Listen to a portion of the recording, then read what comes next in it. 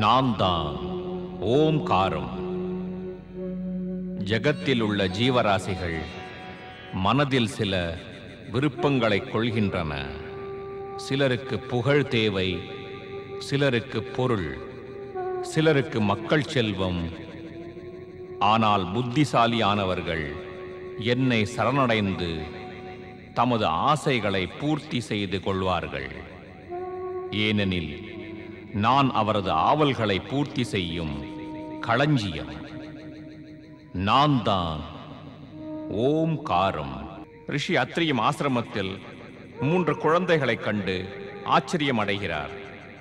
3 தேவிகளும் வந்து அனுசூயாவிடம் வேண்டுகிறார்கள். அவள் ஜகத்தில் சிறந்தவள் என்கிறார்கள். பிறகு கணவரை மீட்டுத் தரும்படி கூறுகிறார்கள். அனுசூயாவின் கற்பின் மகிமையால் மூவரும் பழைய வடிவம் பெறுகிறார்கள். மூவரும் தத்தாத்திரேயர் வடிவத்தில் விஷ்ணு அவதாரமாக இருக்க ஆணையை பெறுகிறார்கள். இறைவன் சிவன் தேவி அனுசூயாவிற்கு அவள் தபத்திற்கு பலனாக தனது உடலிலிருந்து ருத்ராவதாரமான மகனை தோன்றச் செய்து அளிக்கிறார். அந்த மகன் குணத்தால் மிகவும் கோபம் கொண்டவன். அனுசூயாவிற்கு அருள் பாலித்துவிட்டு மும்மூர்த்திகளும் தேவிகளும் விடை பெற்றனர். ஆகாயத்தில் சென்று கொண்டிருந்த தேவரிஷி நாரதரின் பார்வை மறைந்து செல்லும் மும்மூர்த்திகளையும் தேவிகளையும் காண்கிறது. அவரது மனது புலகாங்கிதம் அடைகிறது.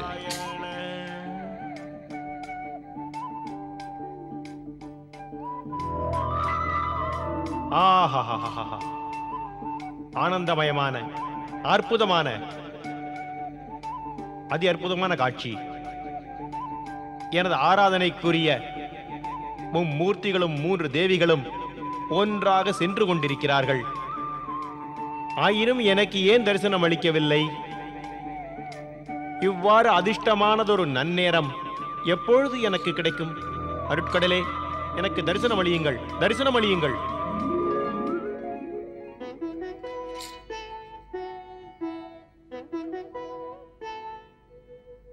நாரதா, நீ மூவுலகிலும் கூட எங்களை பின்தொடர்வதை விடுவதில்லை, அது ஏன்? மகன் மற்றும் பக்தனிடமிருந்து தந்தையும் மற்றும் அவனது தெய்வமும் விலகி இருத்தல் முடியுமா? அவ்வாறு விலகினால் மகனுக்கும் பக்தனுக்கும் மிகவும் துன்பம் ஏற்பட்டுவிடும். இதை தாங்கள் நன்றாக அறிவீர்கள் பிரம்மதேவரே. நாரதா, பிரம்மதேவரின் கேள்விக்கான பதிலை நீ கூறிவிட்டாய். இப்போது என் கேள்விக்கும் பதிலை கூறு. பரம்பொருளே, தங்களது கேள்விதான் என்ன? நீ அத்திரி ஆசிரமத்திற்கு வந்து எங்கள் மூவரையும் தரிசிக்கவில்லையா? அதாவது அனுசூயாவின் குழந்தைகளை தரிசிப்பது உனது நோக்கமில்லையா நாரதா? நாராயண நாராயண. பல பல யுகங்களாக 3 உலகிலுமே 3 மூர்த்திகளையும் தரிசித்து மனதில் ஆனந்தமடைந்து வந்திருக்கின்றேன். தங்கள் தரிசன விஷயத்தில் என்னை விட பெரும் பாக்கியசாலி இந்த ஜெகத்தில் வேறு எவர் இருப்பார்? நான் கேட்ட கேள்விக்கு இது ஏற்ற பதிலில்லை நாரதா. நாராயண நாராயண. சர்வேஸ்வரா, இது தங்கள் கேள்விக்கான பதிலில் 3/4 பங்குதான். மீதமுள்ள 1/4 பங்கு பதிலையும் இப்பொழுது கூறுகின்றேன். நான் மும்மூர்த்திகளை தரிசிக்கும் வாய்ப்புகளை தவற விடுவதே இல்லை. தங்களின் குழந்தை வடிவத்தை தரிசிக்கின்ற அரிய வாய்ப்பை எவ்வாறு நழுவ விட முடியும் என்று நீங்களே கூறுங்கள். நீதான் 3 தேவிகளுக்கும் எமது குழந்தை வடிவத்தை பற்றி கூறினாயா? எவ்வாறு கூறுவேன் பிரம்மதேவரே? தேவி அனுசூயாவிற்கும் தங்கள் திருவிளையாடலுக்கும் மற்றும் தங்களது வேண்டுதலுக்கும் இடையில் நான் குறுக்கிட்டால் எனது நிலை என்னவாகும்? தாய் மூவரும் இப்படித்தான் நினைத்தார்கள். தாங்கள் மூவரும் குழந்தைகளாக மாறியது என்னால் தான் என்றார்கள். நாரதா, இனி அதிகமாக பேச வேண்டாம். உண்மை என்னவென்றால் இந்த நிகழ்ச்சிகளுக்கு பின்னால் மறைமுகமாக உன் செயல் இருந்தது. இதில் எள்ளளவும் சந்தேகமில்லை. நீ எங்கள் மூவரிடம் கலகத்தை நடத்த தயங்கவே இல்லை. எங்களிடம் உனது கலகத்தை நடத்துவதற்கு முன்னால் சிறிதும் நீ யோசிக்கவில்லையா நாரதா? நாராயண நாராயண. எனது கலகமா? மும்மூர்த்திகளுக்கு முன்னால் நான் என்ன, என் கலகம்தான் என்ன? உண்மை என்னவெனில் முப்பெரும் தேவியர்களான நீங்கள் மூவரும் உண்மையை ஏற்கவே இல்லையே. சதி அனுசுயா தான் கற்பில் சிறந்த பெண்ணாவாள். இந்த உண்மையை நீங்கள் மூவரும் ஏற்க வேண்டும் என்பதற்காக பரீட்சை ஒன்றை நடத்தி மும்மூர்த்திகள் தங்கள் திருவிளையாடலை காட்டினர். ஆனால் இதற்கான குற்றத்தை தாங்கள் என் மீது சுமத்தி விட்டீர்களே. தாயே, ஒரு உண்மையை எப்பொழுதும் நினைவில் வைத்துக் கொள்ளுங்கள். எனது செயல் அனைத்தும் மும்மூர்த்திகளின் சமிங்கைப்படிதான் நடக்கிறது. நானாக முன் வந்து எதையும் செய்வதில்லை. ஸ்ரீஹரி விஷ்ணு, இப்பொழுது எனக்கு ஒன்று கூறுங்கள். இறைவன் பரம்பொருளானவர் சதி அனுசுயாவிற்கு வரமாக புத்திர வடிவத்தில் சிவ அம்சமான ருத்ராவதாரத்தை அளித்து வந்தார். யார் அவர்? எச்சரிக்கை நாரதா, கோபம் அதிகம் கொண்டுள்ள துர்வாசனிடம் எச்சரிக்கையாக இரு. அவனது கோபத்தை தூண்டினால் அது உனக்கு நன்மை தராது. நாராயண நாராயண, ருத்ராவதார துர்வாசரா.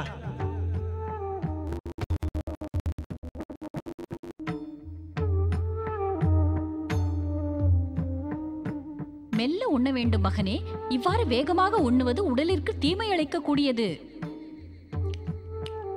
பசியை விரைவில் சாந்தப்படுத்த வேண்டும், இல்லையெனில் அது வாட்டும்.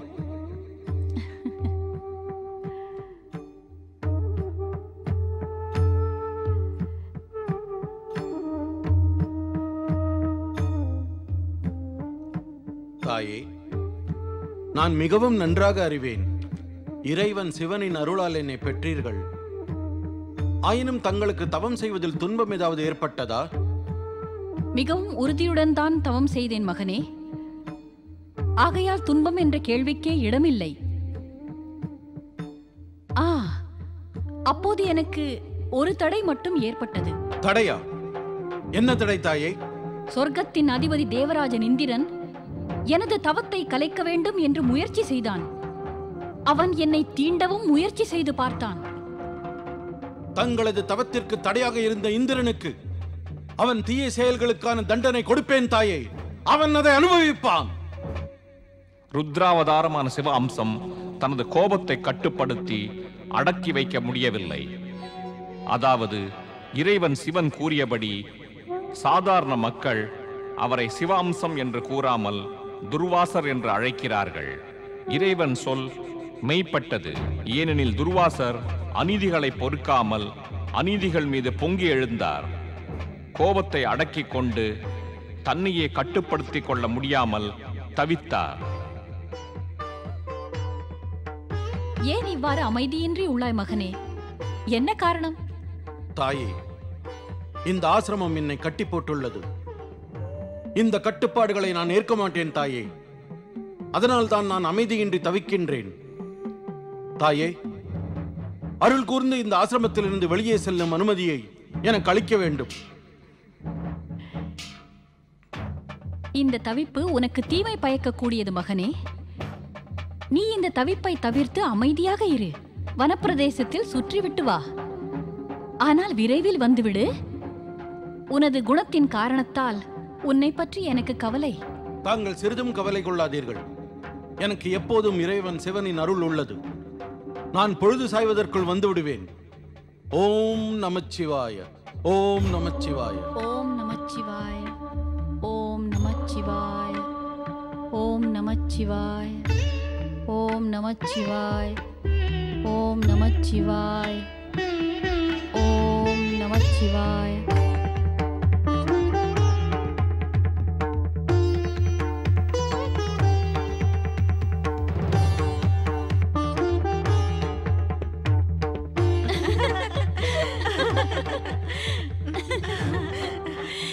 இந்த சிவபக்தர் பூஜைக்காக பூக்களை பறிக்கிறார். இவர் இந்த பூவை உனக்காக பறிக்கிறார். ஒருவேளை இவளுக்காக பறிக்கலாம். அவரை கேட்பதில் தவறென்ன இருக்கிறது? வணக்கம் முனிவரே. இந்த பூவை இறைவனுக்காக பறிக்கிறீர்களா? பக்தருக்காகவா பறிப்பார்கள்? இறைவனுக்காகத்தான் பறிப்பார்கள். இறைவன் பூக்களால் மகிழ்வாரா? ஆம், மகிழ்வார், நிச்சயமாக. இறைவனுக்காக நீங்கள் பூக்களை பறிக்கிறீர்கள். அப்படி பறிக்கும் போது ஏன் கோபம் கொள்கிறீர்கள்? இதனால் இறைவன் மகிழ்வாரா? அவரும் தங்களைப் போல தங்கள் மீது கோபம் கொள்ள மாட்டாரா? அதுவும் இந்த பூக்களை கண்டு.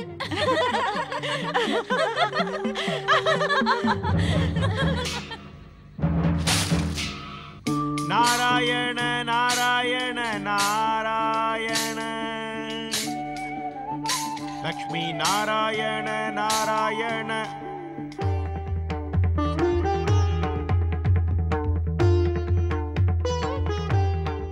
நாராயண நாராயண.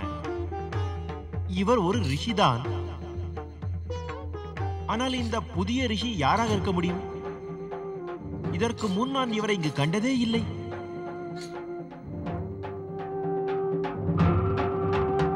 நாராயண நாராயண. இவர்தான் அந்த ருத்ராவதாரமான ரிஷி துர்வாசரா? அன்னை பார்வதி என்னிடம் கூறினாரே, இவர் மிகவும் கோப சுபாவம் கொண்ட ரிஷியாம். இவரிடம் எச்சரிக்கை தேவை நாரதா. நாராயண நாராயண.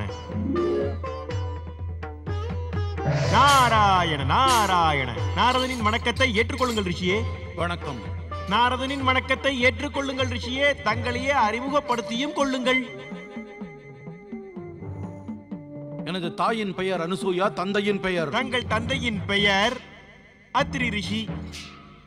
என்னுடைய அனுமானம் சரியாக இருந்தால் தாங்கள் ருத்ராவதாரமான ரிஷி துர்வாசர். அறிந்தும் கூட என்னிடம் ஏன் கேட்கிறீர்கள்? ஏன் தடையாக இருக்கிறீர்கள்? கேட்டுவிட்ட பிறகு பதிலை கேட்காமல் குறுக்கே பேசுகிறீர்கள்.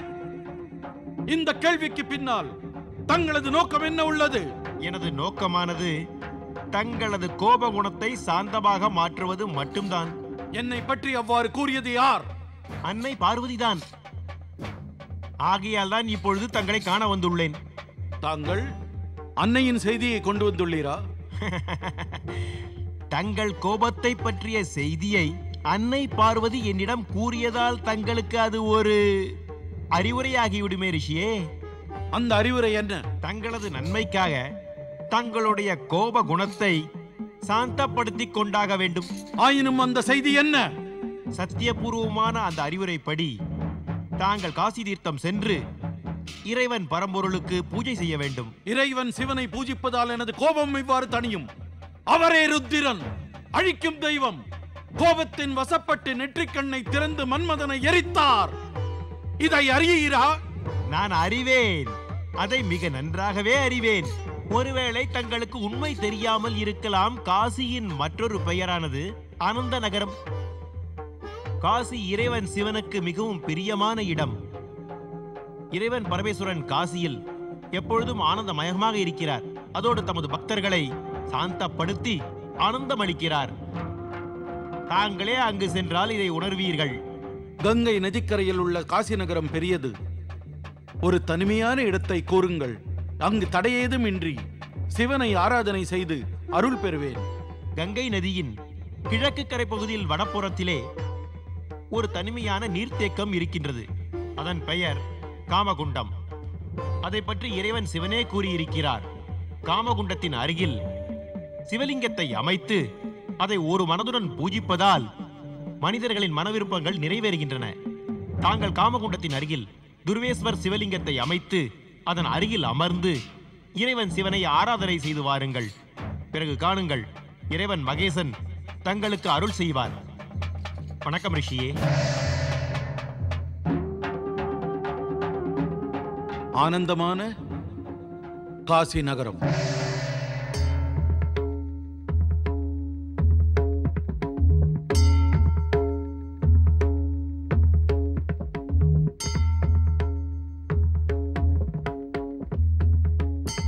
இதுதான் காசி நகரம்.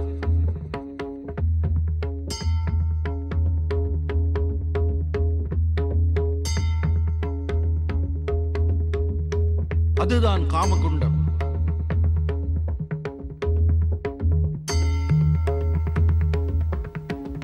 ஓம் நமோ பகவதே ருத்ராய.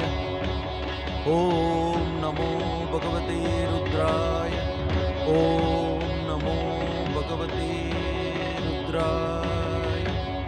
ஓம் நமோ பகவதே ருத்ராய. ஓம் நமோ பகவதே ருத்ராய.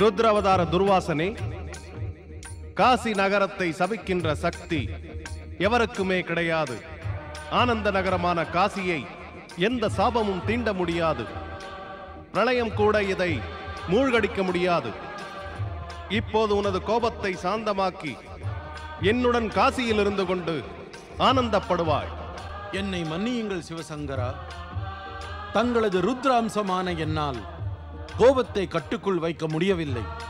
எப்போதும் சாபம் கொடுக்க துடித்துக் கொண்டே இருக்கிறேன். துர்வாசா, உனது புகழ் சாபத்தால் தான் விளங்குகின்றது. நீ சாபம் கொடுக்கலாம்.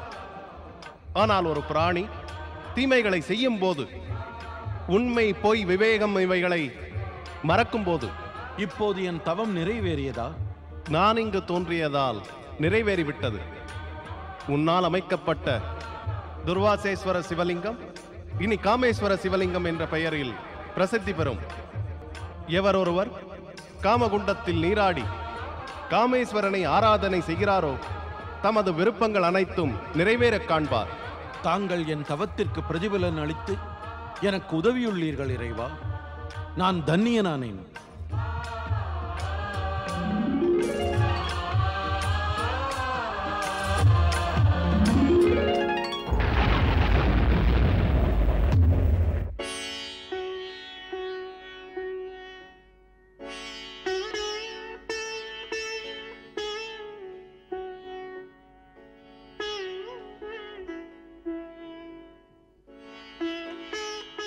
என்னவாயிற்று தேவி? ஏன் வருந்துகிறாய்? அதற்கும் காரணம் உள்ளது சுவாமி. துர்வாசன் தனது கோபத்தை சாந்தப்படுத்திக் கொள்ள சுற்றி வரச் சென்றான். பல வருடங்கள் சென்றுவிட்டன, இன்னும் திரும்பி வரவில்லை. எனக்கு கவலையாக உள்ளது. எங்கிருக்கிறானோ தெரியவில்லை. பிரம்மா, விஷ்ணு மற்றும் மகேசனுக்கு தாயான உனக்கு ஏன் இந்த கவலை வர வேண்டும் தேவி?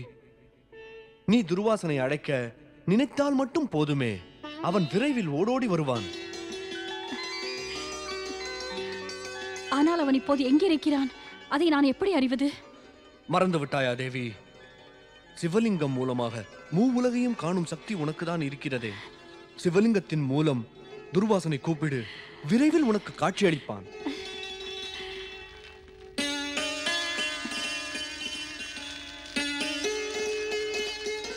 ஓம் நமச்சிவாய, ஓம் நமச்சிவாய. துர்வாசா, மகனே துர்வாசா, நீ எங்கிருக்கிறாய்? ஓம் நமோ பகவதே ருத்ராய. மகனே துர்வாசா, நீ எங்கிருக்கிறாய்?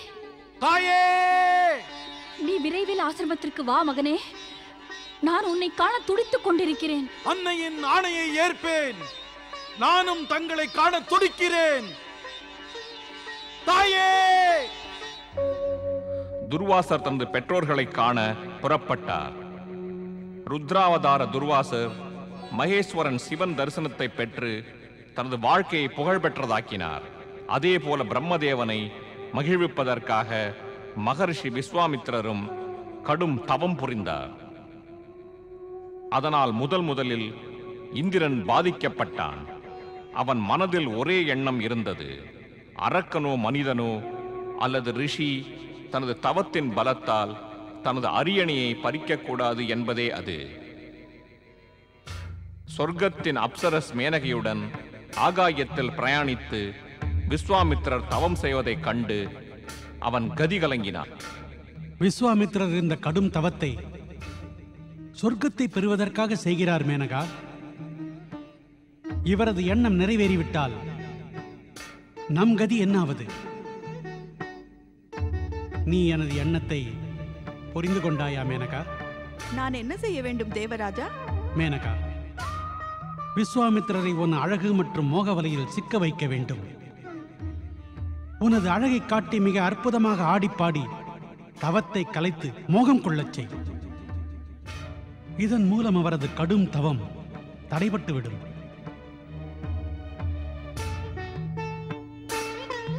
தாங்கள் கவலை கொள்ளாதீர்கள். எனது அழகிய வடிவத்தை கண்டதும் விஸ்வாமித்திரர் அதிக காலம் தவம் செய்ய மாட்டார். நாராயண நாராயண.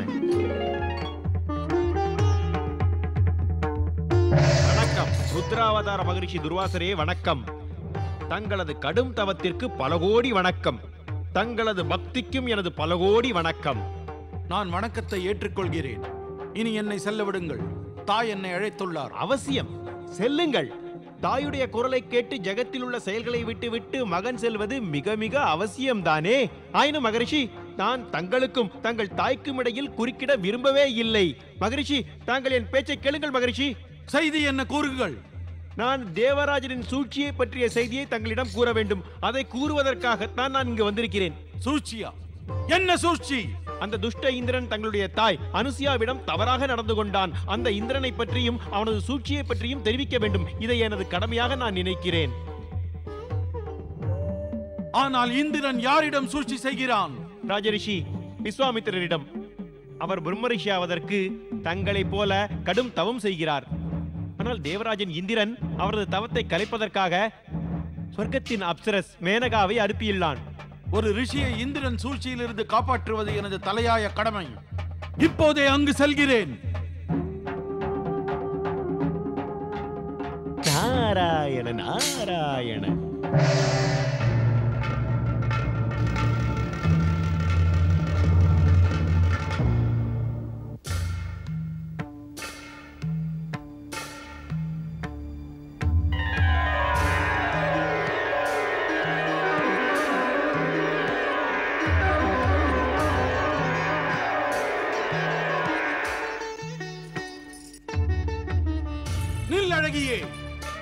அங்கேயே நில். துஷ்ட இந்திரன் செய்கின்ற சூழ்ச்சியை வெற்றியடைய விடமாட்டேன். அப்சரஸ் மேனகா, ஒரு தபஸ்வியின் தவத்தை கலைப்பது மாபெரும் பாவம். முதலில் எனது வணக்கத்தை ஏற்றுக்கொள்ளுங்கள். அதன் பிறகு தங்களிடம் வேண்டிக் கொள்கிறேன். கோபம் கொள்ளாதீர்கள். கோபம் கூடாதா? ஏன் கொள்ளக்கூடாது? நீ காரணமின்றி பாவம் செய்யலாம், இருந்தும் நான் கோபப்படக்கூடாதா? ஏன் கூடாது? ரிஷியே, சாந்தமாக இருங்கள். மேனகா, புனிதமான அமைதியான சூழலை நீ மாசுபடுத்துகிறாய். என்னை அமைதிப்படுத்துகிறாய். ரிஷியே, நானாக இங்கு வரவில்லை, அனுப்பப்பட்டேன். இப்போது எனது ராஜா இந்திரனின் ஆணையை நிறைவேற்றுகிறேன். அவனது ஆணை தகாத செயல்தான். அதை நீ நிறைவேற்றுவது உனக்கு அழிவைதான் தரும். மேனகா, இப்போது நான் உனக்கு ஆணையிடுகிறேன். இப்போதே சொர்க்கத்திற்கு செல். இல்லை என்றால் எனது கோபத்தால் வெளிப்படும் சாபத்தையும் கஷ்டத்தையும் நீ அனுபவித்தே தீர வேண்டும். ரிஷியே, உங்களது சாபத்தினால் பயம் கொண்டு எனது ராஜா தேவராஜன் இந்திரனிட்ட கட்டளையை மீற முடியாது. எனது கடமையை நிறைவேற்றாமல் இங்கிருந்து செல்ல மாட்டேன். மேனகா, உனக்கு அழிவை பற்றியே கவலை இல்லை, இந்திரனிட்ட கட்டளையை பற்றி கவலை கொள்கிறாய். இயல்புதானே ரிஷியே, அவர் எங்களது மன்னவர். உனது மன்னனின் ஆணையை ஏற்று தபஸ்வியின் தவத்தை கலைப்பாயா? யார் என்ன செய்கிறார் என்பதை யோசிப்பது என்னுடைய செயல் ஒன்றும் இல்லையே ரிஷியே. என் விருப்பம் எனது ராஜாவின் கட்டளை நிறைவேற்றுவதுதான். மேனகா, உனது ராஜா இந்திரனை போல தலை முதல் கால் வரை நீ மிகவும் அழகிய வடிவத்தை பெற்றுள்ளாய். ஆனால் உள்ளுக்குள் இருவருக்கும் பாவமே நிறைந்துள்ளது. நீ ஒரு பெண் மேனகா, ஆகையால் உன்னை எரித்து சாம்பலாக்க மாட்டேன். உனக்கு சாபம் இடுகிறேன். இந்த விஸ்வாமித்திரனை நீ மயக்க முயற்சி செய்தாய் இல்லையா? அவர் மூலமாக நீ சொர்க்கலோகத்தை இழந்து மனிதகுல பெண் வாழ்க்கையை நடத்துவாய். நீ மட்டுமல்ல, உனது சந்ததிகள் கூட எனது சாபத்தில் இருந்து விடுபட முடியாது. மேனகா, இந்திரனின் சூழ்ச்சியில் பங்கு கொண்டதின் விளைவை நீ மீண்டும் மீண்டும் அனுபவிப்பாய். மீண்டும் மீண்டும் அனுபவிப்பாய்.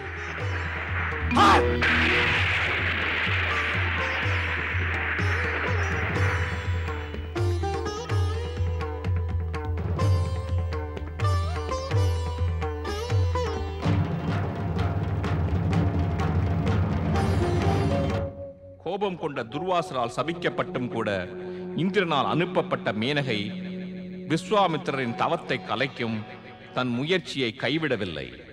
ஏனென்றால் மேனகைக்கு தனது அரசரின் ஆணையை நிராகரிப்பது முடியாததாக இருந்தது.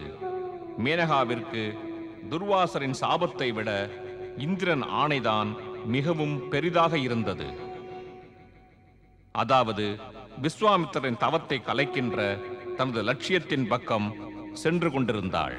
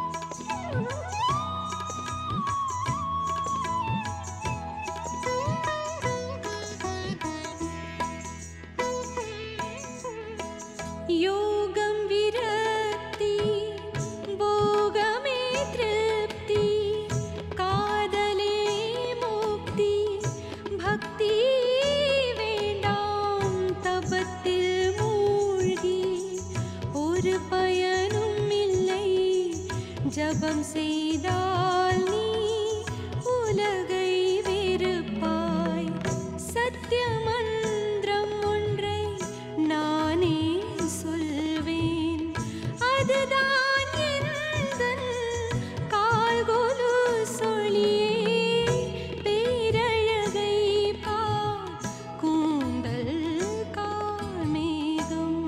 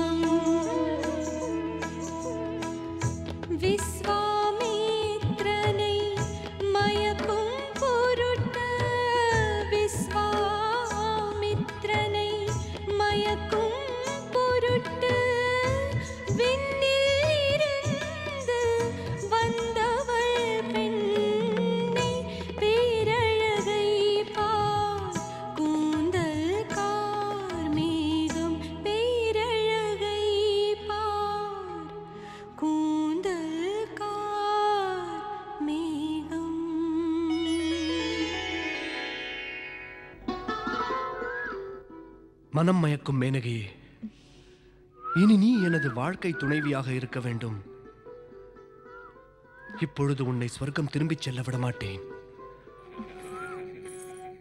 துஷ்ட இந்திரன் செய்கின்ற சூழ்ச்சியை வெற்றியடைய விடமாட்டேன். அப்சரஸ் மேனகா, ஒரு தபஸ்வியின் தவத்தை கலைப்பது மாபெரும் பாவம். முதலில் எனது வணக்கத்தை ஏற்றுக்கொள்ளுங்கள். அதன் பிறகு தங்களிடம் வேண்டிக் கொள்கிறேன், கோபம் கொள்ளாதீர்கள். கோபம் கூடாதா? ஏன் கொள்ளக்கூடாது? நீ காரணமின்றி பாவம் செய்யலாம், இருந்தும் நான் கோபப்படக்கூடாதா? ஏன் கூடாது? ரிஷியே, சாந்தமாக இருங்கள். மேனகா, புனிதமான அமைதியான சூழலை நீ மாசுபடுத்துகிறாய். என்னை அமைதிப்படுத்துகிறாய். ரிஷியே, நானாக இங்கு வரவில்லை, அனுப்பப்பட்டேன். இப்போது எனது ராஜா இந்திரனின் ஆணையை நிறைவேற்றுகிறேன். அவனது ஆணை தகாத செயல்தான். அதை நீ நிறைவேற்றுவது உனக்கு அழிவைதான் தரும். மேனகா, இப்போது நான் உனக்கு ஆணையிடுகிறேன், இப்போதே சொர்க்கத்திற்கு செல். இல்லை என்றால் எனது கோபத்தால் வெளிப்படும் சாபத்தையும் கஷ்டத்தையும் நீ அனுபவித்தே தீர வேண்டும். ரிஷியே, உங்களது சாபத்தினால் பயம் கொண்டு எனது ராஜா தேவராஜன் இந்திரனிட்ட கட்டளையை மீற முடியாது. எனது கடமையை நிறைவேற்றாமல் இங்கிருந்து செல்ல மாட்டேன். மேனகா, உனக்கு அழிவை பற்றியே கவலை இல்லை, இந்திரனிட்ட கட்டளையை பற்றி கவலை கொள்கிறாய். இயல்புதானே ரிஷியே, அவர் எங்களது மன்னவர். உனது மன்னனின் ஆணையை ஏற்று தபஸ்வியின் தவத்தை கலைப்பாயா? யார் என்ன செய்கிறார் என்பதை யோசிப்பது என்னுடைய செயல் ஒன்றும் இல்லையே ரிஷியே. என் விருப்பம் எனது ராஜாவின் கட்டளை நிறைவேற்றுவதுதான். மேனகா, உனது ராஜா இந்திரனை போல தலை முதல் கால் வரை நீ மிகவும் அழகிய வடிவத்தை பெற்றுள்ளாய். ஆனால் உள்ளுக்குள் இருவருக்கும் பாவமே நிறைந்துள்ளது. நீ ஒரு பெண் மேனகா, ஆகையால் உன்னை எரித்து சாம்பலாக்க மாட்டேன். உனக்கு சாபம் இடுகிறேன். இந்த விஸ்வாமித்திரனை நீ மயக்க முயற்சி செய்தாய் இல்லையா? அவர் மூலமாக நீ சொர்க்கலோகத்தை இழந்து மனிதகுல பெண் வாழ்க்கையை நடத்துவாய். நீ மட்டுமல்ல, உனது சந்ததிகள் கூட எனது சாபத்தில் இருந்து விடுபட முடியாது. மேனகா, இந்திரனின் சூழ்ச்சியில் பங்கு கொண்டதின் விளைவை நீ மீண்டும் மீண்டும் அனுபவிப்பாய். மீண்டும் மீண்டும் அனுபவிப்பாய்.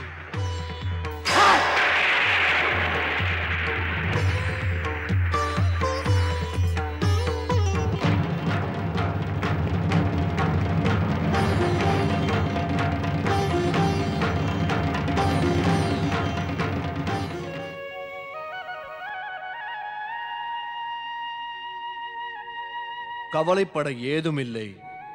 நீ உனது மகனை இங்கு அழைத்துள்ளாய். அவன் எப்போது வேண்டுமானாலும் வரலாம். சுவாமி, எனது கவலை அவன் இங்கு வருவதை பற்றியது அல்ல. வரும் வழியில் ஏதாவது பாவச் செயல்களையோ தீமைகளையோ கண்டு பொறுக்காமல் அவன் கோபம் கொள்ளக்கூடாது என்பதுதான். எப்போதும் அவனது கோபத்தை பற்றித்தான் கவலை.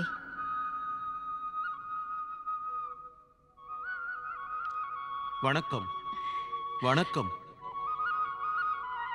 நலமாக இருக்கிறாயா மகனே? அன்னை தந்தை ஆசி இருக்கும் போது எனக்கு எந்த விதமான துன்பமும் வராது தந்தையே. நன்று. ஒன்று கூறு, வரும் வழியில் உனக்கு உன் கோபத்தை காட்ட வாய்ப்பு ஏதும் கிடைக்கவில்லையே? உனது தந்தை இதை அறிய விரும்புகிறார் துர்வாசா. வழியில் நீ எவருக்கும் சாபம் அளிக்கவில்லையே? தாயே, தங்களுக்கு இந்த உண்மை நன்றாக தெரியும். அநியாயம், அநீதி, தகாத செயல்கள் இவைகளை என்னால் சகிக்க இயலாது. தீயவைகளை கண்டால் எனது கோபம் கொழிந்துவிட்டு எரிகிறது தாயே. தாயே, அந்த துஷ்ட இந்திரன் ராஜரிஷி விஸ்வாமித்திரரின் தவத்தை கலைக்க மேனகையை அவரிடம் அனுப்பினான். இதை கண்டதும் என்னுடைய கோபம் பொங்கி எழுந்தது. எனது உடல் கனலாய் மாறியது தாயே. இந்த நிலைமையில் நான் பொறுமையாக இருப்பதா? ஆகையால் நான் மேனகையை சபித்து விட்டேன். இந்திரனின் சூழ்ச்சிகள் முடியவே முடியாது. நீதி நேர்மை வழி செல்லும் மனிதர்கள் கபட இந்திரனின் தகாத செயல்களைக் கண்டு மௌனமாக இருக்க மாட்டார்கள். இது முற்றிலும் உண்மைதான். நியாயம் நேர்மையை விரும்பும் ஜீவராசிகள் தீமை கொடுமைகளை எல்லாம் கண்டு மௌனமாக இருக்க மாட்டார்கள். தேவரிஷி நாரதர் இந்த ஜெகத்தில் அவ்வாறு இருக்கும் ஒரு மாபெரும் முனிவராவார். அவர் எல்லா செய்திகளையும் சேகரித்து ஒருங்கிணைப்பதில் எப்போதும் ஈடுபடுபவர் ஆவார். எப்போதும் செய்திகளை கேட்டு அறிய 3 உலகிலும் சுற்றிக் கொண்டிருக்கும் தேவரிஷி நாரதர் ஒரு சமயம் வைகுண்டத்திற்கு விஷ்ணுவை காண வருகிறார். நாராயண நாராயண. வணக்கம் தாயே. நாரதா, நீ எப்பொழுதும் நாராயண ஜபம் செய்கிறாய். நாராயணியின் நாமத்தை கூறுவதே இல்லையே.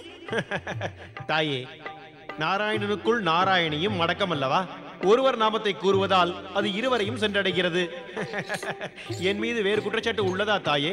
இருக்கிறது, பல குற்றங்கள் உள்ளன. நீ எப்பொழுது இங்கு வந்தாலும் சுயநலத்துடன் தான் வருகிறாய். சுயநலம் இல்லாமல் வைகுண்டத்தில் பிரவேசிப்பதில்லை. நாராயண நாராயண. அவ்வாறு ஏதும் இல்லை தாயே. அவ்வாறுதான். எங்கே கூறு, சென்ற முறை நீ எப்பொழுது வந்தாய்? இப்பொழுது எத்தனை காலத்திற்கு பிறகு வந்துள்ளாய்? தாயே, நான் இங்கு சுயநலத்துடன் வருகிறேன் என்ற இந்த குற்றச்சாட்டு ஆதாரமற்றது என்று நான் கூறி தங்களை அவமதிக்க மாட்டேன். ஆனால் ஒன்றை மட்டும் தங்களிடம் வேண்டிக் கொள்வேன். எனது சுயநலம் லட்சுமி நாராயணனை தரிசிப்பதுதான். இந்த எண்ணம் மக்களுக்கு நன்மை அளிக்கக்கூடியது. நீ தரிசனத்தை பற்றி பேசுவதால் ஒன்று கூறு நாரதா. சென்ற முறை தரிசிக்க எப்பொழுது வந்தாய்? இப்பொழுது என்ன கூறுவது தாயே? எதை கூறினாலும் தாங்கள் அதை ஏற்றுக்கொள்ள மாட்டீர்கள். ஏற்றுக்கொள்வதோ இல்லையோ அது வேறு விஷயம். முதலில் கூறு. உண்மை என்னவென்றால் தாயே, எனக்குள் தங்கள் இருவரையும் தரிசிக்க அடங்கா ஆவல் எழும்பொழுது அல்லது நிர்பந்தங்கள் எழும்பொழுதோ நான் எனது கண்களை மூடி தங்கள் இருவரையும் தியானம் செய்கின்றேன். அப்பொழுது தங்கள் இருவரது தரிசனமும் கிட்டிவிடுகிறது. நாரதா, விலகியிருந்த மனதிற்குள் தரிசிப்பதற்கும் இங்கு நேரடியாக தரிசிப்பதற்கும் உள்ள வித்தியாசம் என்ன? ஏதும் இல்லை, ஒரே வித்தியாசம்தான். இங்கு வருவதால் எனக்கு சில செய்திகள் கிடைத்து விடுகின்றன. அது மக்கள் நன்மைக்கு பயன்படக்கூடியது. மௌன தரிசனத்தால் மனதிற்கு அமைதி கிடைக்கிறது. அதோடு ஒவ்வொரு கணமும் தங்களது நாமத்தை கூறிக்கொண்டு மணக்கண் மூலமாக தங்கள் இருவரின் தரிசனத்தை நான் கண்டுகொண்டே இருக்கிறேன். நாரதா, இப்போது உன் மனக்கண்ணால் நாராயணன் தரிசனத்தை கண்டு கூறு. இப்பொழுது அவர் எங்குள்ளார்? அவர் திடீரென்று இங்கிருந்து சென்று விட்டார். நான் பல காலமாக அவருக்காக காத்திருக்கிறேன். தாயே, அவரது நிலைமையை பற்றி அவரேதான் அறிய முடியும். வேறு ஒருவர் எவ்வாறு அறிய முடியும்? அதாவது அவர் எங்கே என்று உன்னாலும் கூற முடியாது. இல்லை, உண்மை என்னவென்றால் தாயே, நானும் கூட இங்கு ஸ்ரீஹரி விஷ்ணுவை தரிசிக்கத்தான் வந்தேன். அவர் இங்கு இல்லை என்று நான் முன்பே அறிந்திருந்தால் நீ இங்கு நிச்சயமாக வந்திருக்க மாட்டாய். அதாவது நீ சுயநலக்காரன் நாரதா. ஆம் தாயே, ஆம். தாய் தந்தையருக்கு முன் குழந்தைகள் சுயநலக்காரர்கள் தானே. ஆனால் இந்த சுயநலமானது நன்மைக்கானதுதான், தீமைக்கானது அல்ல. மீண்டும் அதே கேள்விதான் நாரதா. உனது நாராயணன், எனது சுவாமி, இப்பொழுது எங்கு உள்ளார்? தாயே, என்னால் ஒருவாறு அனுமானித்து கூற முடியும் இப்பொழுது அவர் எங்கிருக்கிறார் என்று. எங்கிருக்கிறார்? தாயே, தாங்கள் நன்றாக அறிவீர்கள். படைப்பின் நாயகன் பிரம்மாவின் ஒரு கணம் 1000 வருடங்கள் ஆகும். அதோடு பலகாலமாக ஸ்ரீஹரி வைகுண்டத்திலும் இருப்பதில்லை. இதிலிருந்து என்ன தெரிகிறது என்றால், பகவான் ஸ்ரீஹரி படைப்பின் நாயகன் பிரம்மா மற்றும் இறைவன் பரமசிவனுடன் பிரம்மலோகத்தில் ஆலோசனை நடத்துகிறார்கள். ஆலோசனை நடத்துகிறார்களா? எதை பற்றி ஆலோசனை நடத்துகிறார்கள்? நாராயண நாராயண. அவர்கள் மூவரும் இந்த ஜகத்தை காப்பவர்கள். அவர்கள் எதை பற்றி ஆலோசனை செய்கிறார்கள் என்று கணித்து சொல்வது மிகவும் கடினமான காரியம். ஆனால் ஒன்று என் மனம் என்ன கூறுகிறது என்றால், ஸ்ரீஹரி விஷ்ணு விரைவிலேயே இங்கு வந்து சேர்ந்து விடுவார். விரைவிலேயே இங்கு வருவாரா? ஆம் தாயே, அவர் நிச்சயமாக அறிந்திருப்பார். அவரது பரம பக்தன் அவரது தரிசனத்தை காண துடிக்கிறான் என்று. தாயே, அவர் எப்பொழுது வேண்டுமானாலும் இங்கு வரலாம். நாராயண நாராயண. வணக்கம் மகாபிரபு. என்னிடம் கூறாமல் எங்கு சென்றீர்கள் சுவாமி? நீ அதிகம் கவலை கொள்ளாதே தேவி. பிரம்மலோகத்திலிருந்து பூலோகம் சென்று வந்தோம். எங்களது அவதாரமான அத்ரி அனுசுயா புத்திரன் தத்தாத்ரேயனை கண்டும் வந்தோம். தத்தாத்ரேயன் பூலோகத்தில் தர்மத்தையும் நல்வழிகளையும் போதிக்கிறான். அங்கிருந்துதான் வருகிறேன். பிரபு, தாங்கள் சென்று வந்தும் விட்டீர்கள்.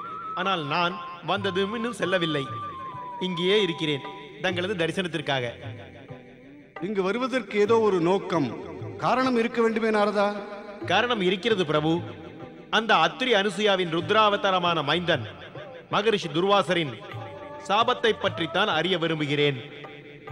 இந்திரனின் சதித்திட்டத்தில் வசப்பட்ட அந்த மேனகைக்கு கொடுத்தாரே, அந்த சாபத்தின் விளைவை பற்றி நீ ஏதும் அறியாயா நாரதா? சொர்க்கத்தில் வசித்த மேனகை விஸ்வாமித்திரரை தனது மோகவலையில் வீழ்த்தி பூலோகத்தில் இருக்கும் சாதாரண பெண் போல கந்தர்வ விவாகம் செய்து கொண்டாள். இதன் பிறகு ஒரு பெண்ணை பெற்றாள். அவளை ஆதரவற்ற நிலையில் விட்டு சொர்க்கம் சென்றாள். சொர்க்கம் சென்றாளா? பிறகு அந்த பெண் என்னவானாள் பிரபு? அந்த பெண்ணின் வளர்ப்பானது கண்வரிஷியின் ஆசிரமத்தில் நடந்தது.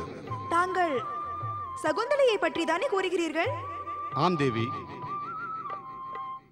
இவை அனைத்தையும் நீ அறிவாயே நாரதா? ஸ்ரீஹரி, இவை அனைத்தையும் நான் அறியேன். இந்த நிகழ்ச்சிகளை பற்றி நிச்சயமாக நான் ஏதுமே அறியேன். நீ அறியாய் என்றால் நான் உனக்கு ஒன்று கூறுகிறேன். கூறுங்கள் பிரபு, அது என்ன? ருத்ராவதாரமான ரிஷி துர்வாசர் விரைவில் இந்த நடப்புகளில் பங்கு கொள்வார். அதன் பிறகு நடக்கப் போகும் நிகழ்ச்சிகளை பொறுத்திருந்து பார்.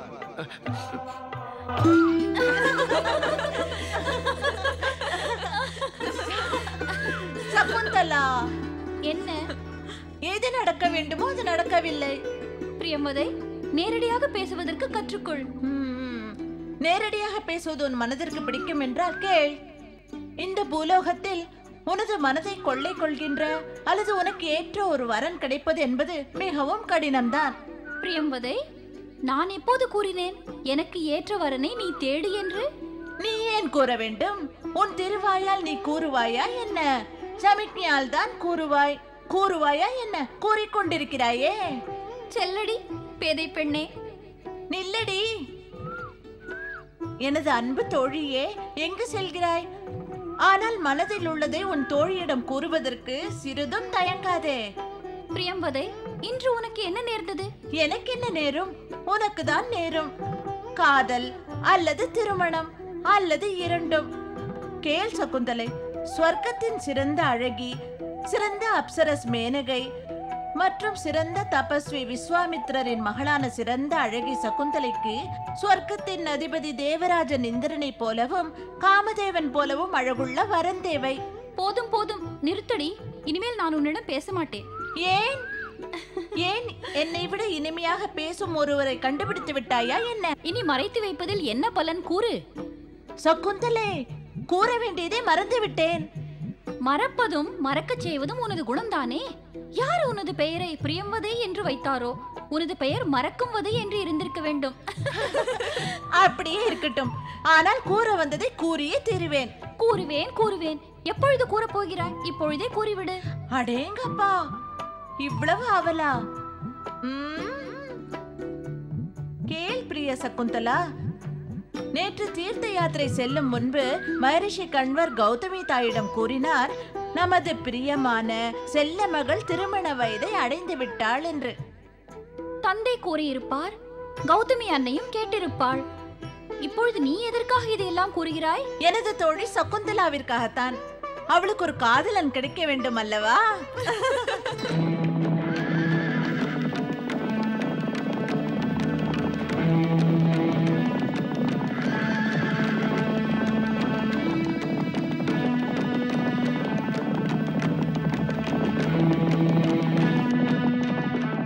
சாரதி, களைத்து விட்டோம். நாம் இருவரும் சிறிது நேரம் இளைப்பாற வேண்டும். ஏற்ற இடமாக பார்த்து ரதத்தை நிறுத்து.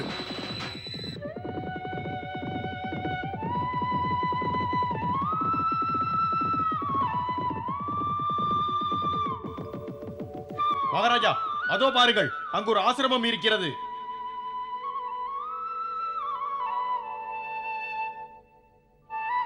இளைப்பாற இந்த இடம் மிகவும் ஏற்றது. ஆமாம், சரிதான். தாகத்தால் நாவும் வறளுகிறது. இந்த ஆசிரமத்தில் குளிர்ந்த நீர் நிச்சயமாக கிடைக்கும். சாரதியே, இந்த ஆசிரமம் யாருடையது? நான் அறியேன் மகாராஜா. போய் தண்ணீர் கேட்கிறேன், அப்போது தெரிந்து விடும் அல்லவா?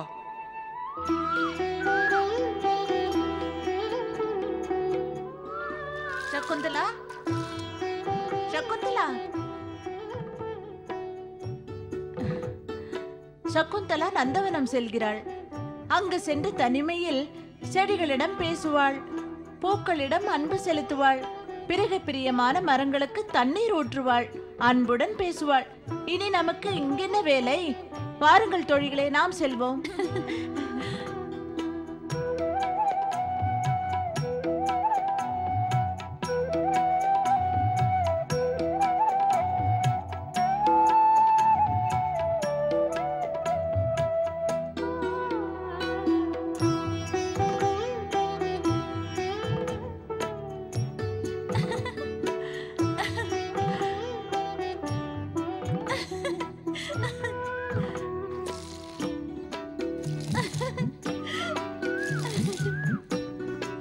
அழகி,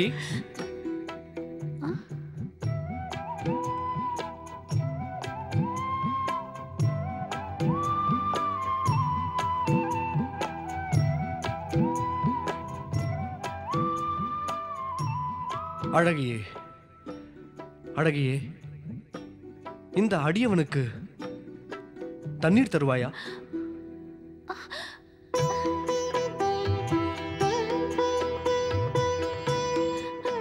இது என்ன ஆசிரமம் அழகியே?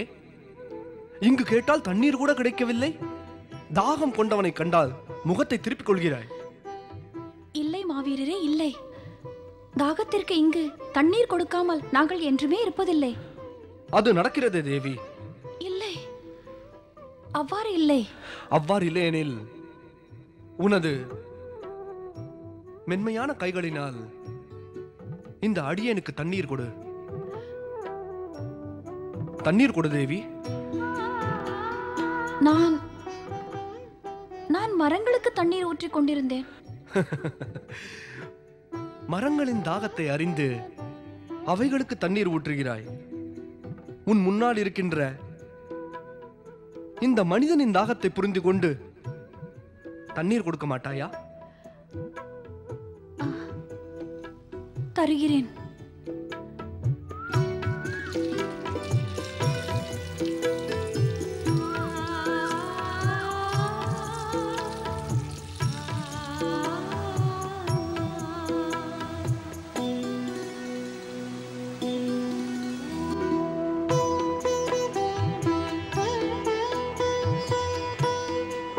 சகுந்தலை, இதை எனது பரம பாக்கியமாக கருதுகிறேன். விதி என்னை தாகம் கொள்ளச் செய்து இந்த ஆசிரமம் வரை இழுத்து வந்தது. அதோடு உன்னை சந்திக்கவும் வைத்தது. உன்னை கண்டதும் நான் அனைத்தையும் பெற்றேன். இனி வாழ்க்கையில் பெற வேண்டியது எதுவுமே இல்லை, எதுவும் இல்லை. இப்போது இந்த நிலைமையில் நான் உன்னை பிரிந்து ஒரு கணம் கூட இருக்க முடியாது. நாம் இருவரும் விரைவில் திருமணம் செய்து கொள்ள வேண்டும். தந்தை கண்வ ரிஷியின் அனுமதி இல்லாமல் என்னால் எதுவும் செய்ய முடியாது அரசே. ஆயினும் அவர் தீர்த்த யாத்திரை சென்றுள்ளார். எப்போது வருவார் என்று தெரியாது. அதுவரையிலும் நான் உன்னை பிரிந்திருப்பதா? நாம் இருவரும் சம்பிரதாயங்களை மதித்து நடப்போம். சம்பிரதாயங்களா? அவை என்ன? சாஸ்திரம் கூறுகிறது, காதல் வசப்பட்ட ஆண் பெண் இருவரும் தன் நிலையில் இருப்பது முடியாதென்றால் உடனே இருவரும் கந்தர்வ விவாகம் செய்து கொள்ள வேண்டும். கந்தர்வ விவாகமா? ஆம் சகுந்தலை, கந்தர்வ விவாகம். இது சாஸ்திர முறைப்படி தர்மமானதுதான். உனது வளர்ப்பு தந்தை கண்வ மகரிஷி இதை அவசியம் ஏற்றுக்கொள்வார். என்னை நீ நம்ப வேண்டும். தங்களது விருப்பம் அரசே. சகுந்தலை,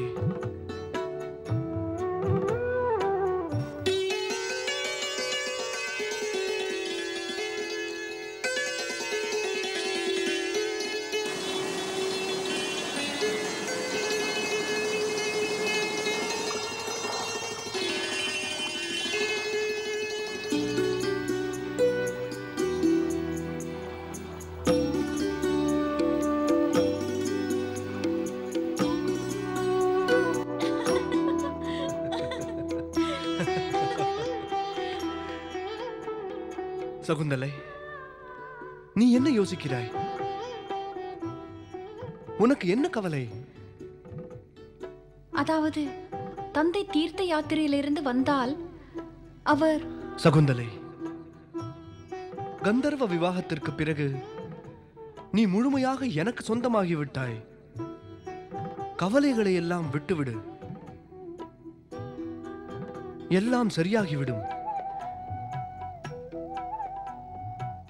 ஆனால் நான் இந்த விவாக விஷயத்தை பற்றி எனது தோழிகளிடம் ஏதும் கூறவில்லை, அன்னையிடமும் கூறவில்லை.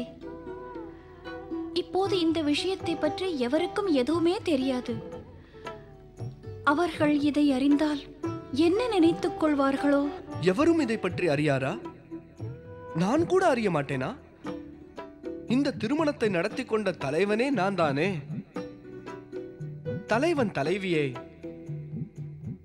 துன்பங்களிலிருந்து விடுவித்தாக வேண்டுமே. சகுந்தலை, இந்த கணையாழி எனது காதலின் சின்னம். இதை வைத்துக்கொள். நமது உறவின் அடையாளமே இதுதான். இந்த கணையாழியை காட்டி நமது கந்தர்வ விவாகத்தை அத்தாட்சி கூறி நிரூபிக்கலாம். சகுந்தலை. மகாராஜா, தங்கள் மூலமாக பரிசளிக்கப்பட்ட இந்த உயர்ந்த கணையாழி நமது அழியா காதலின் மற்றும் அன்பின் சின்னம், நமது இணைப்பிற்கான அத்தாட்சி, நாம் செய்து கொண்ட கந்தர்வ விவாகத்தின் சாட்சி. எனது மனம் என்ற கண்ணாடியில் தங்களது உருவமே பிரதிபலித்துக் கொண்டிருக்கிறது.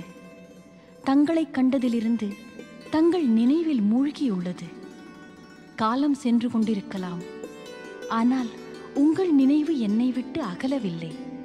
எப்பொழுதுமே தங்களது நினைவுதான்.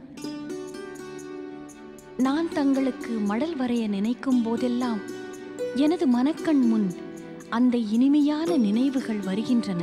இந்த நினைவுகளில் தங்களைத் தவிர வேறு யாருமே இருப்பதில்லை, யாருமே இருப்பதில்லை. அன்பே உனக்கொரு காதல் கடிதம், அன்பே உனக்கொரு காதல் கடிதம், எழுத மறந்தால் நினைவுகள் மலரும். அன்பே உனக்கொரு காதல் கடிதம், எழுத மறந்தால் நினைவுகள் மலரும்.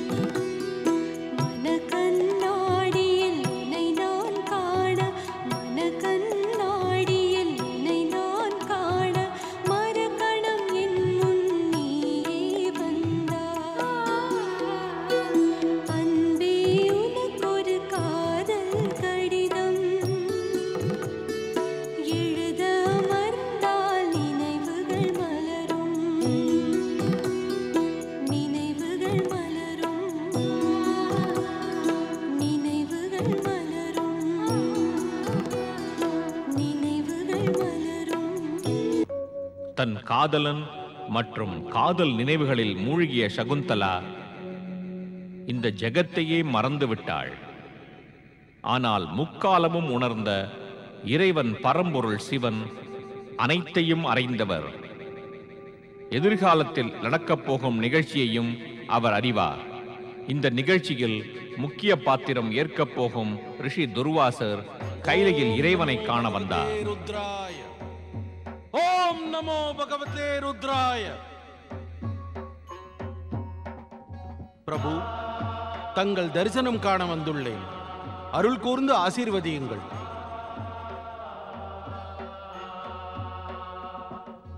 என்ன ஆயிற்று? நான் ஏதாவது தகாதது செய்தேனா? தங்களுக்கு என்ன கோபம்? துர்வாசா, நீ அடிக்கடி மறந்து விடுகிறாய். நீ ருத்ராவதாரம், எனது அம்சம். இருந்தும் காரணமின்றி கோபம் கொண்டு என்னையே அதிர்ச்சி அடைய வைக்கிறாய். நீ உனது கோபத்தை கட்டுக்குள் வைக்க வேண்டும். மன்னியுங்கள் இறைவா, மன்னியுங்கள். நான் காரணமின்றி கோபப்படுவதில்லை பிரபு. அநியாயம், அநீதி, அதர்மங்களை என்னால் பொறுத்துக் கொள்ளவே முடியாது பிரபு. அப்போதுதான் நானா? இந்த நான் என்று சொல்லை விடு துர்வாசா.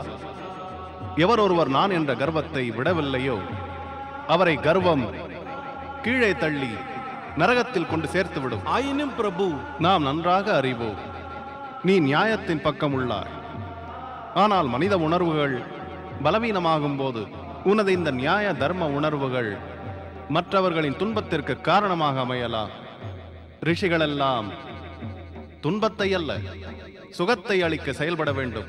நான் தங்கள் அறிவுரைப்படி அதை ஏற்று செயல்படுவேன் இறைவா. இல்லை, நீ எனக்கு வாக்களி. நீ கோபத்தின் வசப்பட்டு தவறேதும் செய்துவிட்டால் அதற்கான விமோசனத்தை உடனே அருள வேண்டும். நிச்சயம் செய்வேன் இறைவா, நிச்சயம் செய்வேன். நான் வாக்களிக்கிறேன்.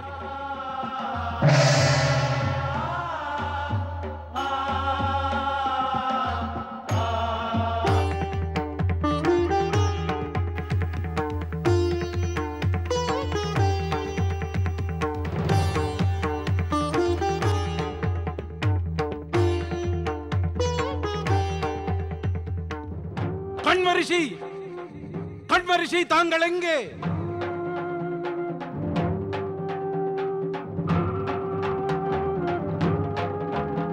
கண்வரிஷி, தாங்கள் எங்கே? தாங்கள் எங்கே?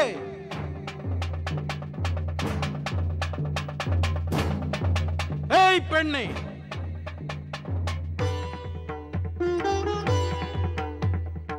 ஏய் பெண்ணே, நான் உன்னிடம் கேட்கிறேன், கண்வரிஷி எங்கே? என்னை அவமதித்தாயா? என்னை தெரியவில்லையா? மரியாதை இல்லையா? ஏய் அறிவிழந்த பெண்ணே, உனக்கு எனது கோபத்தை பற்றி தெரியாது. தெரியவில்லை என்றால் அறிந்து கொள்வாய். அறிவிழந்த பெண்ணே, நான் கேட்கின்ற கேள்விக்கு பதில் கூறாமல் என்னை மிகவும் அவமதித்துள்ளாய். நான் உனக்கு இப்பொழுது சாபம் கொடுக்கிறேன். யாருடைய நினைவில் மூழ்கி என்னை நீ இவ்வாறு அவமதித்தாயோ அவன் உன்னை மறந்து விடுவான்.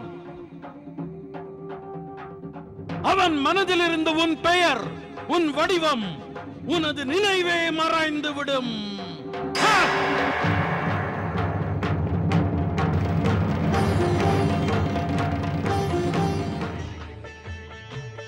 என்ன சிந்தனையில் மூழ்கியுள்ளாய்? எங்கும் நிறைந்த அனைத்தும் அறிந்தவரே, மிக நன்றாக அறிவீர்கள் நான் எதை பற்றி யோசிக்கிறேன் என்று. நான் அறிவேன். சதி அனுசூயா மற்றும் அவன் மகனை பற்றி யோசிக்கிறார். சுவாமி, சத்ய அனுசூயா தத்தாத்திரேயனை விட துர்வாசரை பற்றித்தான் யோசிக்கிறேன். அவன் தங்களது அம்சமாக இருந்தும் பல காலமாக தங்களை தரிசிக்க ஏன் வரவில்லை? கேள் தேவி, எனது உக்கிரமான இந்த ருத்ராவதாரம் இங்கு வரவேண்டும் என்று நான் எதிர்பார்ப்பதில்லை. அவன் ஏதோ நினைவுகளில் சுற்றித் திரிகிறார். அவனிடம் யார் சரியாக நடந்து கொள்வதில்லையோ அவன் கோபத்திற்கு பாத்திரமாகி அவன் சாபத்தை உதவியாக பெறுகிறார்கள். சாபமானது துன்பத்தையும் வருத்தத்தையும் தருமே சுவாமி. அதை உதவி என்று ஏன் கூறுகிறீர்கள்? துர்வாசனின் சாபம் உதவி அளிக்கக்கூடியதுதான். அதாவது அது உடல்நிலை சரியில்லாத பாலகனுக்கு கசப்பான மருந்தை கொடுக்கும் அன்னையின் உதவியை போன்றது. துர்வாசனின் சாபம் சில காலம் துன்பம் அளித்தாலும் சாபம் பெற்றவர்கள் முடிவில் பல நன்மைகளை பெறுவார்கள். ஆகையால் இப்போது துர்வாசனின் சாபத்தை பற்றி இனி அதிகம் கவலை கொள்ள வேண்டிய அவசியமில்லை. அனைத்தையும் விளக்கி கூறினீர்கள். இப்போது என் கவலை விலகிவிட்டது.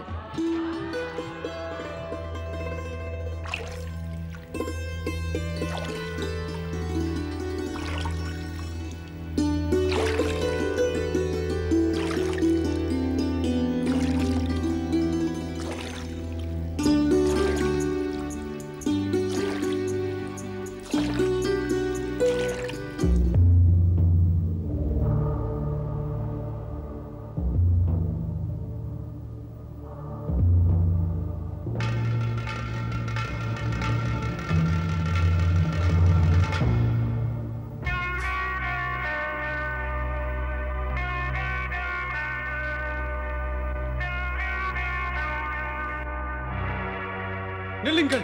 நீங்கள் யார்? எங்கு செல்கிறீர்கள்? நாங்கள் மகாராஜா துஷ்யந்தனை காண செல்கிறோம். அவரை ஏன் காண வேண்டும்? அவரை காண வேண்டியது மிகவும் அவசியம். நீங்கள் எங்கிருந்து வருகிறீர்கள்? கண்வரிஷியின் ஆசிரமத்திலிருந்து வருகிறோம். இவர் கௌதமி தாய், இவள் கண்வரிஷியின் புதல்வி சகுந்தலை. நீங்கள் இருவரும் கண்வரிஷியின் சீடர்களா? ஆம். நாங்கள் உள்ளே செல்லலாமா? முடியாது. மன்னரின் ஆணை இல்லாமல் மாளிகைக்குள் நுழைய முடியாது. நுழைய முடியாது. அரசரின் ஆணை எப்போது கிடைக்கும்? நீங்கள் எல்லாம் இங்கே இருங்கள். நாங்கள் சென்று மன்னரிடம் கூறி வருகிறோம். வா.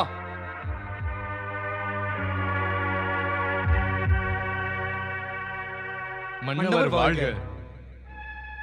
கூறு சேவகனே. மகாராஜா, மாளிகை வாயிலில் சில ஆசிரமவாசிகள் வந்துள்ளனர். இந்த ஆசிரமவாசிகள் யார்? கண்வரிசி ஆசிரமவாசிகள் 20 சிஷ்யர்கள்.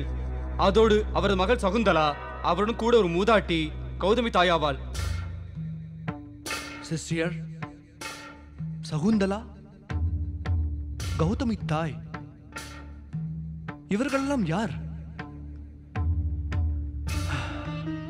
சரி, அவர்கள் யாராக இருந்தாலும் சரி, அவர்களை உள்ளே அழைத்து வா. தங்களுக்கு ஏன் இந்த சிந்தனை மகாராஜா? இந்த ஆசிரமவாசிகள் திடீரென்று என்னை காண ஏன் வந்துள்ளனர்? வனத்திற்கும் ஆசிரமத்திற்கும் ஏதாவது உதவி தேவைப்பட்டிருக்கலாம். வனத்திற்கு தாங்கள் வேட்டையாட சென்றபோது வனத்தில் ஆசிரமவாசிகளிடம் இறக்கப்பட்டு உதவி செய்வதாக வாக்களித்திருக்கலாம். ஒருவேளை அதற்காக வந்திருக்கலாம். இல்லை புரோகிதரே, இல்லை. அப்படி யாருக்கும் நான் என்றுமே வாக்களிக்கவில்லையே. அதோடு எனக்கு கௌதமி மற்றும் சகுந்தலை யார் என்று தெரியாது. மன்னவர் வாழ்க. தாங்கள் பராக்கிரமசாலி சக்கரவர்த்தியான ராஜாவின் புகழ் இந்த நாட்டில் எங்கெங்கும் பரவியுள்ளது. அவர் சகுந்தலையை அறியாரா? கண்வரிஷியின் ஆசிரமத்திற்கு வந்து அவளை கந்தர்வ விவாகம் செய்து கொண்டீர்களே, அவளை தங்களுக்கு தெரியாதா? என்ன கூறுகிறீர்கள்? நான் கண்வரிஷியின் ஆசிரமத்திற்கு வந்து இந்த பெண்ணை கந்தர்வ விவாகம் செய்து கொண்டேனா? ஆம் மகாராஜா துஷ்யந்தரே. ஆசிரமத்தில் இருக்கும் சகுந்தலையின் தோழிகள் மட்டுமல்ல, அங்கிருக்கும் பசு பட்சிகளும் செடி கொடி மரங்களும் இந்த விவாகத்திற்கு சாட்சி.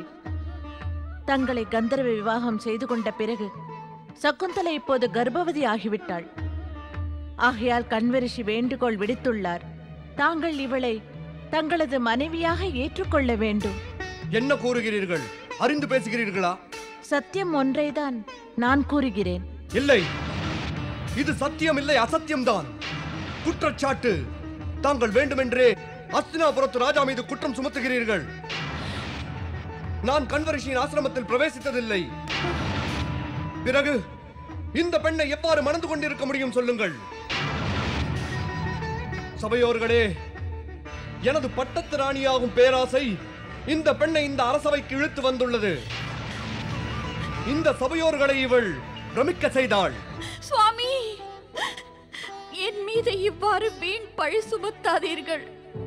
தாங்களே அப்போது கண்வரிஷியின் ஆசிரமத்தில் என்னிடம் வேண்டிக் கொண்டீர்களே, அதையெல்லாம் மறந்து விட்டீர்களா?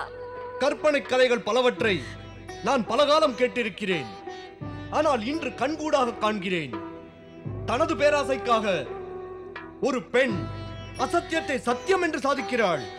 இல்லை இல்லை, அவ்வாறு இல்லை. தாங்கள் ஆசிரமத்திலிருந்து செல்லும் பொழுது விரைவில் திரும்பி வந்து என்னையும் தங்களுடன் அழைத்து செல்வேன் என்று வாக்களித்தீர்கள். அதை மறந்து விட்டீர்களா? மறந்து விட்டீர்களா? எனக்கு தாங்கள் நம் காதலின் சின்னமாக ஒரு கணையாழியை கொடுத்தீர்களே. கணையாழி?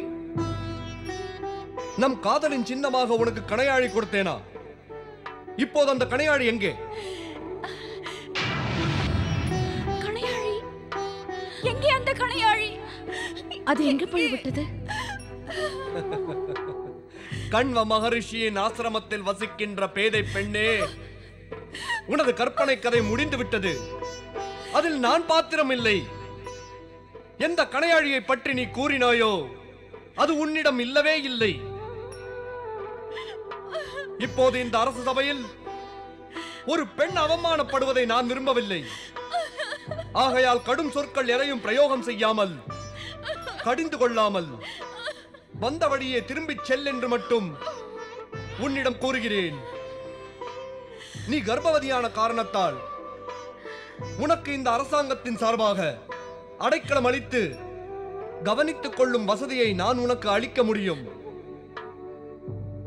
அரசு புரோகிதரே, தாங்களே ஏற்பாடு செய்யுங்கள். இந்த பெண் இங்கு தங்கும் பொறுப்பை ஏற்றுக்கொள்ளுங்கள்.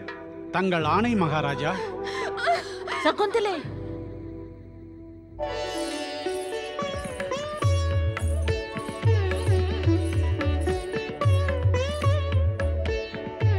ஸ்வர்க்கத்தின் அழகி மேனகை இல்லாமல் இந்த சொர்க்கலோகமே களையிழந்து விட்டது.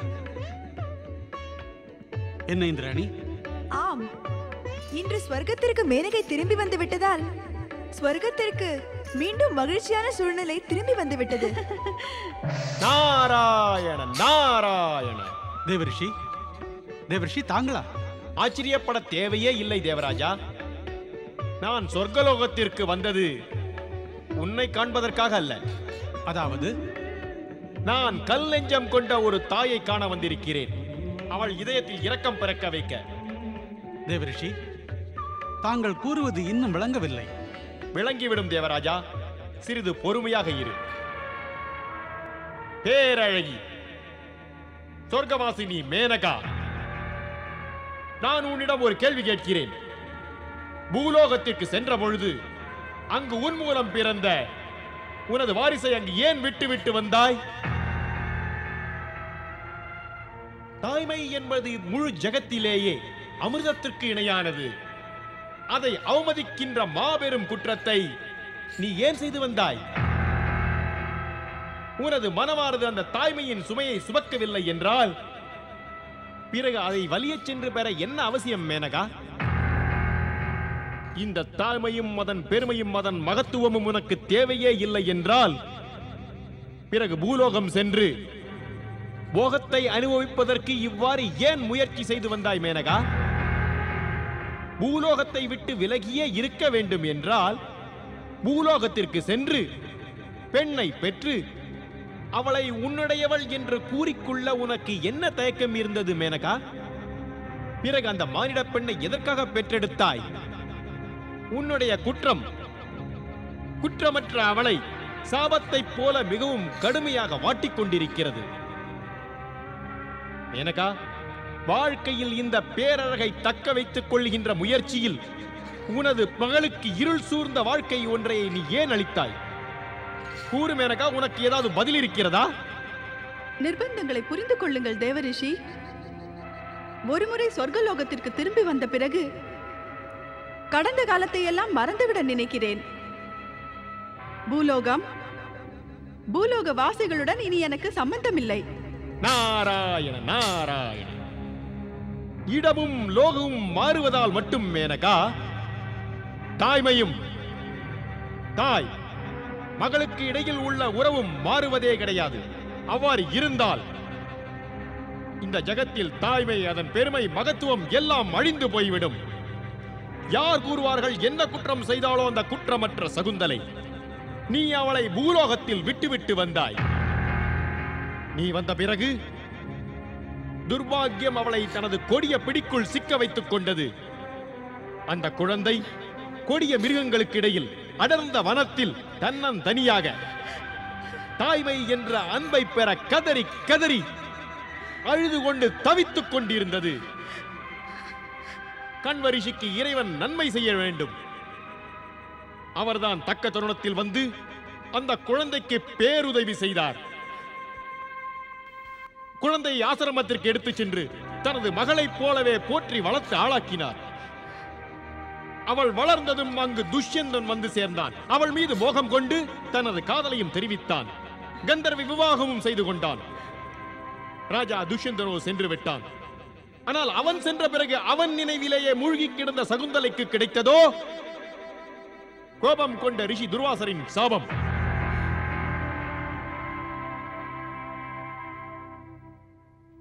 அவளது சுவாமி அவளை மறந்து விட்டான். அவள் துஷ்யந்தனை காண சென்றதும் சாபத்தினால் பாதிக்கப்பட்ட சகுந்தலை அதிர்ச்சி அடைந்தாள். ராஜா துஷ்யந்தன் அவளை மறந்ததை அறிந்தாள். மேனகா இன்று அவள் கொடிய வனத்தில் தனது வயிற்றில் வளரும் குழந்தைக்காக தனது வாழ்வோடு மிகவும் போராடிக் கொண்டிருக்கிறாள். சகுந்தலை!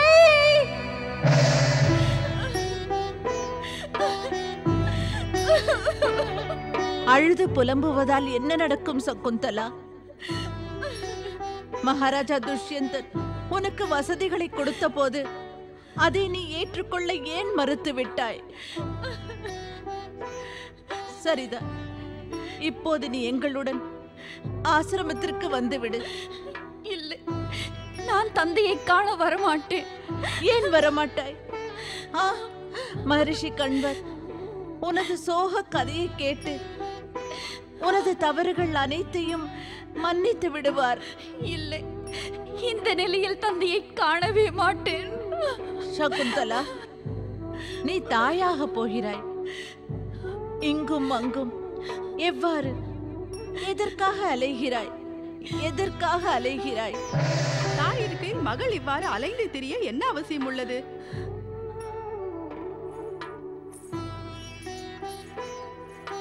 என்னுடன் வா சகுந்தலை, உன்னை பாதுகாப்பான இடத்தில் ஒப்படைக்கிறேன்.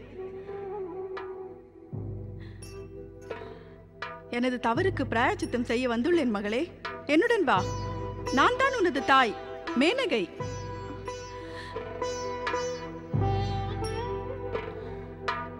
இது ஆச்சரியத்திற்கோ கேள்வி கேட்பதற்கோ ஏற்ற தருணம் அல்ல சகுந்தலை. நேரம் வரும்பொழுது எல்லாம் தெரிந்துவிடும். நீ என்னுடன் வா மகளே.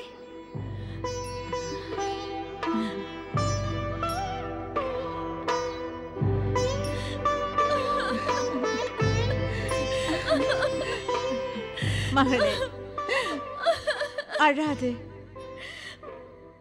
மகரிஷி கண்வருடைய ஆசிரமம் வர உனக்கு விருப்பமில்லை. வேறொரு இடத்தில் இருக்கவும் விருப்பமில்லை. உனக்கு நன்மை என்னவெனில் இப்போது உன் தாயுடன் சென்று விடு. திரும்பி செல் மகளே. தந்தையிடம் கூறுங்கள், அவரது ஆசீர்வாதத்தால் இந்த இக்கட்டிலிருந்து விடுபட்டு விடுவேன். அதன் பிறகு ஆசிரமத்தில் அவரை நான் தரிசிக்க வருவேன்.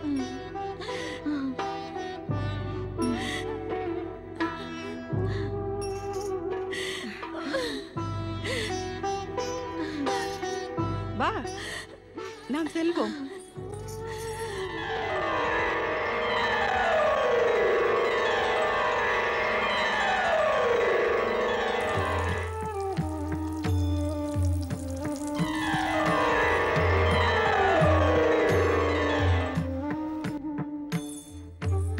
ரிஷிய மரிச்சி, நான் தங்களிடம் வந்துள்ளேன். ஸ்வர்க்கத்தையும் தேவராஜனையும் விட்டுவிட்டு இங்கு வந்தாயா? ஆம் ரிஷியே, என் மகள் சகுந்தலைக்காக. இவள் துன்புறுகிறாள், அதோடு கர்ப்பவதியும் கூட. இவளது கணவன் மகாராஜா துஷ்யந்தன் இவளை மறந்து விட்டான். இவள் விதிவசத்தால் மிகவும் துன்பப்படுகிறாள். அருள் கூர்ந்து இவளுக்கு அடைக்கலம் தாருங்கள். நான் தங்களிடம் வேண்டுகிறேன் ரிஷியே. மேனகா, ஆசிரமத்தில் அடைக்கலம் பெற யாசிப்பதற்கு அவசியமே இல்லை. துன்புறும் ஜீவன்களுக்கு உதவி செய்வது ஆசிரமவாசிகளின் கடமை மட்டுமல்ல, பரம தர்மமும் கூட. உனது மகள் சகுந்தலை பெருமை மிகு மைந்தனை பெற்றிருப்பாள் மேனகா. மேனகா, அந்த புகழ்மிக்கவன் பிறந்த பிறகு இவளது துன்பம் எல்லாம் விலகிவிடும். தங்களுக்கு கோடி கோடி நன்றி ரிஷியே. சகுந்தலை மகளே, இனி பயமின்றி இங்கு தங்கலாம்.